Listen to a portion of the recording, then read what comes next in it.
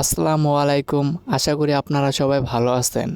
আমি আমার কথাগুলো কিভাবে শুরু করব সেটা নিজেও বুঝতে পারছি না। আপনারা সবাই জানেন বর্তমান কুমিল্লা, ফেনী, লক্ষ্মীপুর এই জেলাগুলোতে বন্যার পরিস্থিতি খুবই খারাপ। আমার বলতে খুব কষ্ট হচ্ছে, সেখানকার মানুষকে দেখে আমি নিজেই কান্না করে ফেলেছিলাম। সবাইকে বলি, এটা আমার আগের ভিডিও।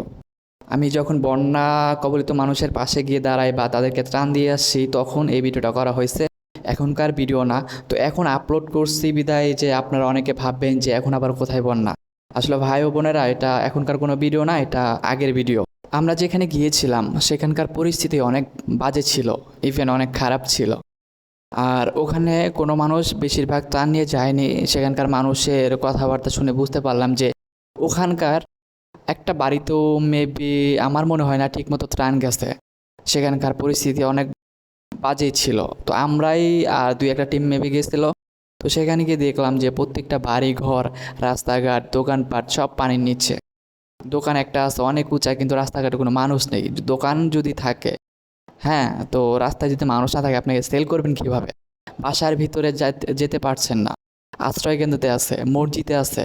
ওখানকার একটা মসজিদও দেখতে পেলাম যে চারপাশে শুধু পানি। আপনারা নিশ্চয়ই খেয়াল করেছেন যে মসজিদের চারপাশে পানি ছিল। আমার দুইটা ফ্রেন্ড অন্য সাইডে ত্রাণ দিতে গিয়েছিল। তো সেখানে একটা বৃদ্ধ মহিলা বলতেছিল, বাবা আমাদের কোনো খাবারের প্রয়োজন নেই, শুধু একটা চাউলের বস্তা এনে দিলে চলবে। এই কথা কেন বলেছিল? তাদের কোনো পোশাক শুকনো নেই। তারা এক কাপড়ে 2-3 দিন কাটিয়ে দিয়েছে। একটা মানুষ কতটা অসহায় হলে এরকম কথা বলে? দর্শক, আমার জানা নেই এখানকার মানুষ কিভাবে দিন কাটিয়েছে।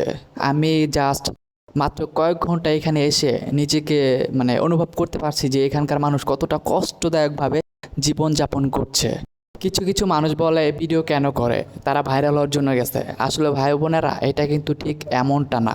একটা এলাকা দুর্ভোগে পড়লে সেখানে কিন্তু একজন কখনো সাহায্য করতে পারে না। এই জন্য অনেকে ভিডিও করে সোশ্যাল মিডিয়াতে এটা ভাইরাল করে দেয়, যাতে ওই এলাকার মানুষের পাশে সবাই দাঁড়ায়। এই জন্য ভিডিও করা।